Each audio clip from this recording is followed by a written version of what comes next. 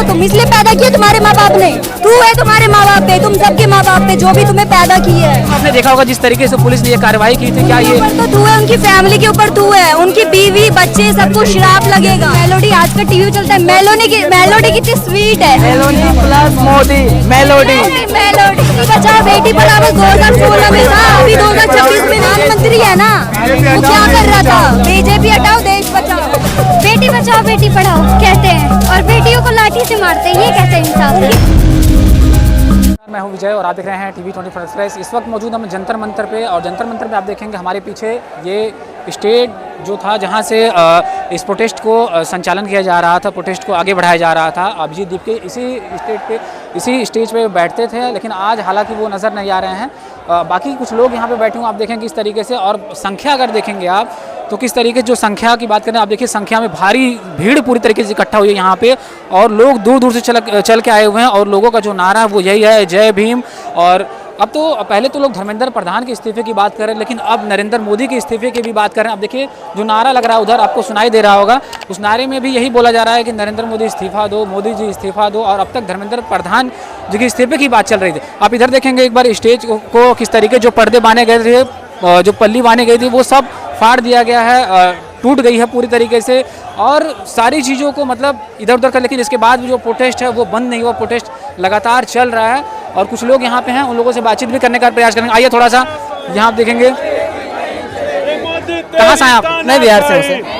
कब आए यहाँ पे? मैं आज ही आया हूँ, कल नहीं आ पाया, पर आज आया हूँ मैं। तो यहाँ पे आने के बाद कैसा लग रहा है ये प्रोटेस्ट को देख कर भी?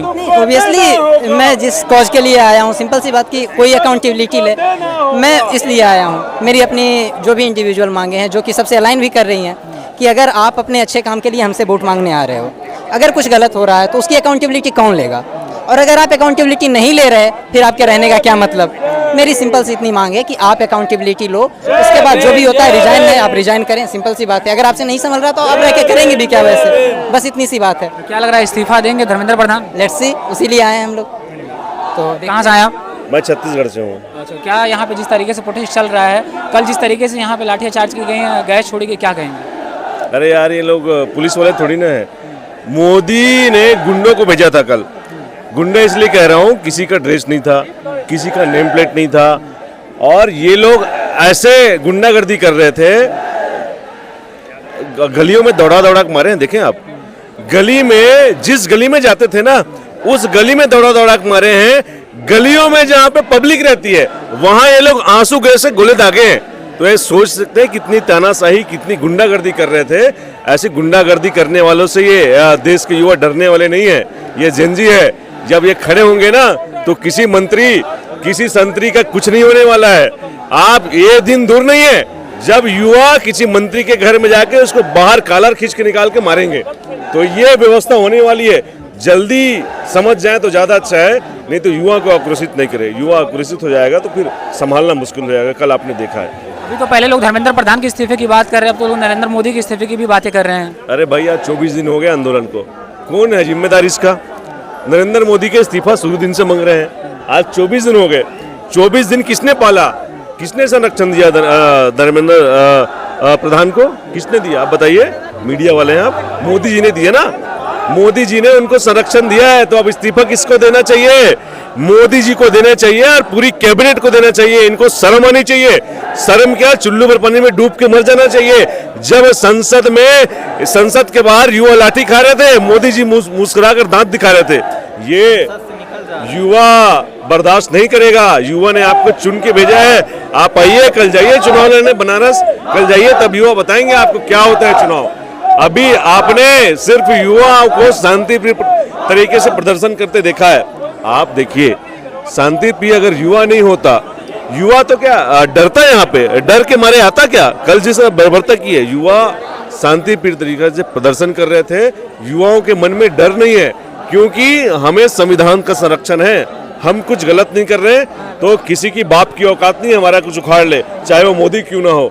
देश का संविधान है, देश संविधान से चलेगा, मोदी के तानाशाही से नहीं चलेगा। मोदी को जितना तानाशाही करना है कर ले, उनका भी समय है, हर चीज का वक्त आता है। वक्त आने पे तुझे बता दें आसमां आज हमारे क्या दिल में है, ये सुने है ना, ये व्यवस्था बनेगी उनकी। आने वाले समय में सब होगा। आपने देखा कुछ युवाओं से हमने बात की, कुछ बच्चियों से भी बातचीत करेंगे, थोड़ा सटे भैया। कल जिस तरीके से लाठी चार्ज हुई थी आपने देखा था, क्या कहेंगे इस पे आप लोग? हम लोग कहेंगे कि ये जो लाठीचार्ज की जा रही है, जिस देश के युवा हम जिस देश की भलाई के लिए प्रोटेस्ट कर रहे हैं, जो इसी देश के युवा है, उनके ऊपर आप ऐसे लाठीचार्ज करें, ये बहुत ही गलत बात है।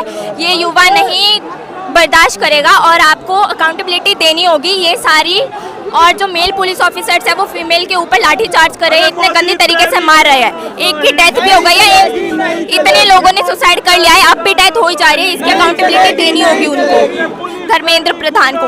और जो यहाँ पर नहीं आ पाया, मैं उनके लिए ये बोलना चाहूँगी कि अपने घर से ईमेल वगैरह भेजें और जितना सपोर्ट हो सके वो करें। क्या लग रहा है, मतलब प्रोटेस्ट करने के बाद क्या धर्मेंद्र प्रधान इस्तीफा दे सकते हैं?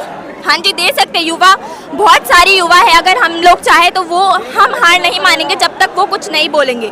वो एक भी शब्द इस पर नहीं बोल रहा है, वो एकदम छुपे हुए है, वो भाग रहे हैं हमसे, वो डर चुके हैं पहले ही। तो देख सकते हैं आप, मतलब पूरी तरीके जो युवाओं की बात करें तो युवाओं में आक्रोश व्याप्त है। लोग मतलब पूरी तरीके से गुस्साए हुए हैं और जाहिर सी बात है क्यों ना हो, क्योंकि कल जिस तरीके से पुलिस ने कार्रवाई की थी और पुलिस भी एक तरह से, कई लोग ये कह रहे हैं कि पुलिस अपना काम कर रही थी, उनको ऊपर से ऑर्डर्स आए थे, लेकिन कहीं ना कहीं छात्रों के साथ इसमें बहुत ही गलत हुआ है। एक बार देखेंगे आप पूरी तरीके से स्टेज की तरफ, फिर से चारों तरफ एक बार तस्वीरें दिखाइए। मैं कैमरा में अनुरोध करूंगा चारों तरफ से एक बार अच्छे से तस्वीरें आपको दिखाइए। जिस तरीके से प्रोटेस्ट चल रहा है, ये प्रोटेस्ट की तस्वीरें हम आपको लाइव दिखा रहे हैं। बिल्कुल जंतर मंतर पे हम मौजूद हैं और आप देख रहे हैं TV 24 एक्सप्रेस और हमारे साथ कैमरे के पीछे हैं विशाल। और आप देखेंगे जिस तरीके से प्रोटेस्ट चल रहा है, युवा पूरी तरीके से भड़के हुए हैं। आइए थोड़ा कुछ लोगों से और बातचीत करते हैं। यहाँ पे कहाँ से आए आप लोग? हम उत्तम नगर से। अच्छा, यहाँ पे जिस तरीके से प्रोटेस्ट चल रहा है, क्या कहेंगे आप लोग?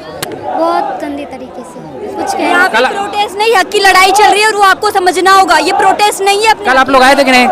हम कल नहीं आ पाए थे, लेकिन हम आज आए हैं। हम लेकिन वीडियो में आपने देखा होगा जिस तरीके से पुलिस ने ये कार्रवाई की थी, क्या ये ऊपर तो तू है, उनकी फैमिली के ऊपर तू है, उनकी बीवी बच्चे सबको श्राप लगेगा। टेररिस्ट नहीं है इधर जो हमारे साथ ऐसा हो और रहा है। अगर ये भारत है, इंडिया है, तो इंडिया में मिलजुल कर रहना चाहिए, भाईचारा और हिंदू भाई समाज बनाना चाहिए, जो नहीं होता है। और बात करते हैं वुमेन एम्पावरमेंट की, उनके नाम पे धज्जियां उड़ा रखी है लोगों ने। एक तरफ बोला जाता है कि महिलाओं को लेकर के सरकार बहुत जागरूक रहती है, महिलाओं बच्चियों के ऊपर लाठी चार्ज किया। बेटी बचाओ बेटी पढ़ाओ 2016 में था, अभी 2026 में नहीं है। बीजेपी का छोटे छोटे बच्चों को मारा गया, कल पीटा गया, तब सरकार कहाँ थी? तब क्यों नहीं आई सरकार?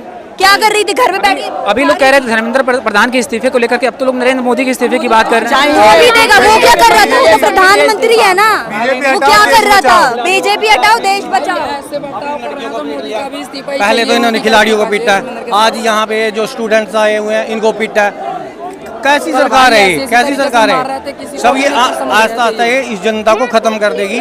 ये हमारा 3 दिन से यहीं पर 3 दिन से रोजगार है नहीं देश में और यहाँ लड़ाई की बात करते। रोजगार फैलाओ और जागृति फैलाओ। तुम यहाँ मारपीट फैला रहे हो, ये करने आए हो तुम, इसलिए पैदा किया तुम्हारे माँ बाप ने। तू है तुम्हारे माँ बाप पे, तुम सबके माँ बाप पे, जो भी तुम्हें पैदा की है। क्या हुआ, क्या खोज रहे थे आप? बेटी बचाओ बेटी पढ़ाओ कहते हैं और बेटियों को लाठी से मारते हैं, ये कैसे इंसाफ है? उनकी छाती पकड़ के नोचते हैं। ऐसे लोग हैं हमारे देश में, उनको तब कार्रवाई नहीं की जाती, उनको देखा नहीं जाता क्या हो रहा है। को मारा गया, कपड़े फाड़े गए, सर फोड़े क्या गए। लग रहा है जिस तरीके से प्रोटेस्ट हुआ था कल, क्या लग रहा है कि आने वाले चुनाव में भी इसका असर पड़ सकता है? घंटा बहुत डूब जाएगी, उसकी सरकार डुबानी होगी। और कहते हैं ना हम जेंजी कॉकरोच है, कॉकरोच अगर जिद पे आ जाए ना सब कुछ नीचे रख देता है, जमीन पे खड़े उखाड़ देता है। मैं बस ये कहना चाहता हूँ कि अगली बार वोट देने जाना तो कल का दिन ध्यान में रखना, कल क्या हुआ था इसको मत भूलना भाई लोगों।